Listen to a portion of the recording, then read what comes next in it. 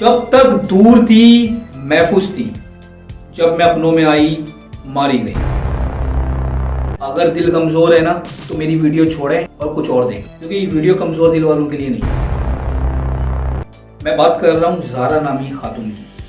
30 साल खातून है ये इटली में अपने शौहर के साथ बेहतरीन हंसती खेलती जिंदगी गुजार रही थी।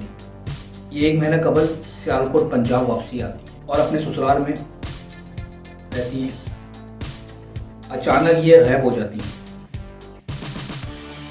ज़ारा के वालिद 10 नवंबर को रब्ता करने की कोशिश करते हैं कि ज़ारा नहीं मिल रही।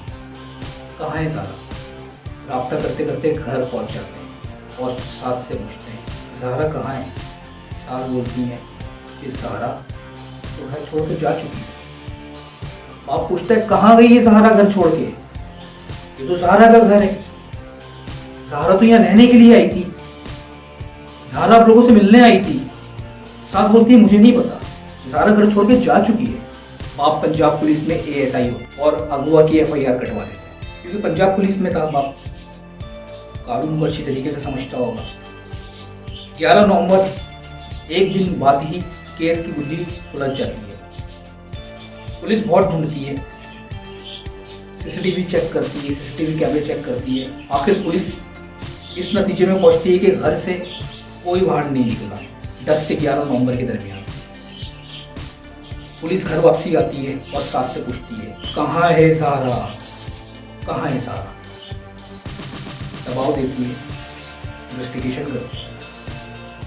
पुलिस को ज़ारा की सास बताती है कि ज़ारा को मैंने कत्ल किया। अच्छा, कहानी में ट्विस्ट पता ही क्या है? ज़ारा की सास कौन थी? ज़ारा की सगी कज़न। पुलिस दबाव देती है कि लाश है।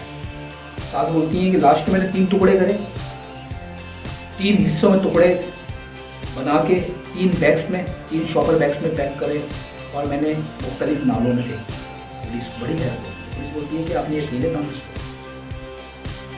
और दबाव दिया जाता है और मालूमात की जाती है। सास बताती है कि मेरी बेटी ने मेरे साथ शादी, यानी कि ज़ारा की कज़न, ज़ारा की नंद, और दबाव दिया जाता है। कज़न से पूछा जाता है तो पता चलता है कि नंद का बेटा भी मौजूद था। आखिर क्या वजह थी कि इतनी दर्दनाक तरीके से कत्ल किया गया? ये तो इन्वेस्टिगेशन आगे होगी तो मालूम होगा। लेकिन पुलिस एक बैग ढूंढती है, दूसरा ढूंढती है, तीसरा मिलने में बड़ी दुश्वारी का सामना करना पड़ता है पुलिस को। तीसरा बैग भी ढूंढ के लाती है और लाश को पुलिस के हवाले किया जाता है। इन्वेस्टिगेशन चल रही है अभी। मुजरिम जितना भी होशियार हो, कानून की गिरफ्त से नहीं बच सकता। सगी खाले ही अपनी भांजी की कातिल निकली। मज़ीद इन्फॉर्मेशन अगर हमारे पास आती है हम आपसे ज़रूर शेयर करेंगे। जब तक आप देखते रहें टॉस TV HD। मुझे इजाज़त दें। अल्लाह हाफिज़।